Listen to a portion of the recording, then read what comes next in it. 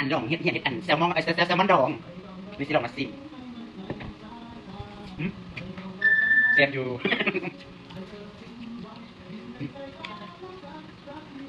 มันก็ข้าวจานหอน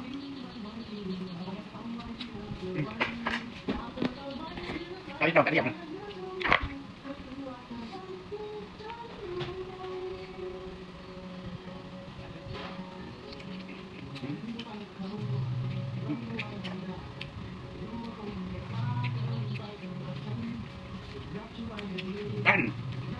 อันดองใส่น้ำตาลเลยเนาะกระเทียมกับอันนี้นะ